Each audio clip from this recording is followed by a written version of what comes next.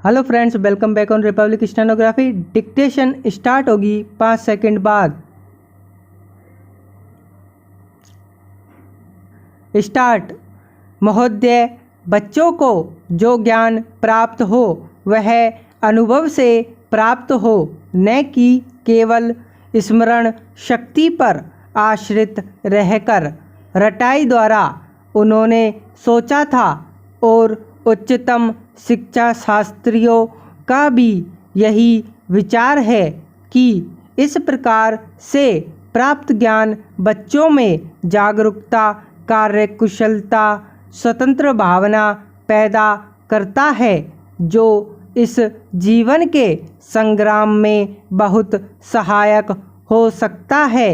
दूसरा मौलिक विचार उनका यह था कि इस प्रकार की शिक्षा इस देश के लिए अनुकूल ही नहीं बल्कि अनिवार्य है।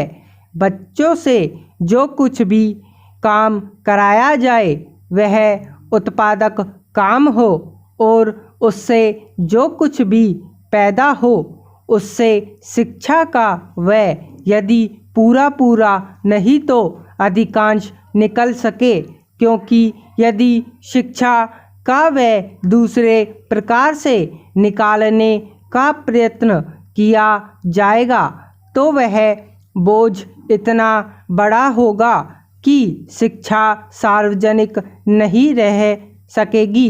पिछले वर्षों में जो कुछ भी विचार किया गया था या प्रयोग करके देखा गया, उससे जहाँ तक मैं समझता हूँ वही निष्कर्ष निकाला जा सकता है जो पहले सम्मेलन में हुई बहस से निकाला जा सकता था।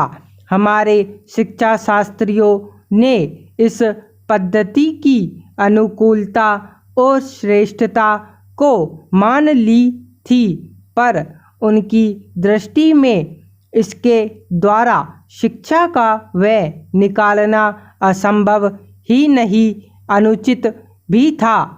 प्रयोग से देखा गया है कि इस पद्धति की उपयोगिता है और इससे पूरा नहीं तो अधिकांश वह निकाला जा सकता है। यह मैं प्राथमिक और माध्यमिक शिक्षा के संबंध में कह रहा हूँ। उच्च कोटि की शिक्षा के संबंध में अभी प्रयोग नहीं के बराबर हुआ है, इसलिए उसके संबंध में अभी कुछ भी कहना संभव नहीं है। इतना होते हुए भी हम देखते हैं कि इस पद्धति को उतना प्रोत्साहन नहीं मिला और न इसका उतना प्रचार ही हुआ जितना होना चाहिए था और जितना स्वराज्य प्राप्ति के बाद हम कर सकते थे। इसका कारण जहाँ तक मैं समझता हूँ यही है कि इसकी उपयोगिता प्रमाणित होने पर भी पुरानी पद्धति पर जो आस्था थी वह अभी दूर नहीं हुई है और इसी कारण शिक्षा के काम में जो व्यक्ति लगे हुए हैं उनका न तो इस ओर ध्यान गया है और न उन्होंने इस विषय पर गहराई से चिंतन ही किया है।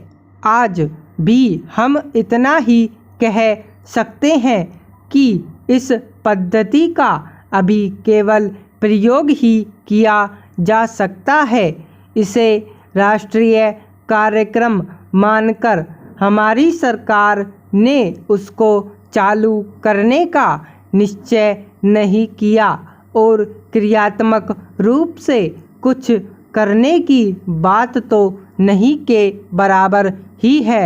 उसका परिणाम यह हुआ है कि पुरानी पद्धति की समस्याएं दिन प्रतिदिन बढ़ती जा रही है और शिक्षा पर सरकार जो कुछ भी वह करती है या करना चाहती है उसका बहुत बड़ा अंश उस पद्धति को ही बनाए रखने में व्यय हो रहा है और इस पद्धति को बहुत कम प्रोत्साहन मिला है। मेरा अपना विश्वास है कि शिक्षा में मौलिक परिवर्तन अवश्य किया जाए। स्टॉप।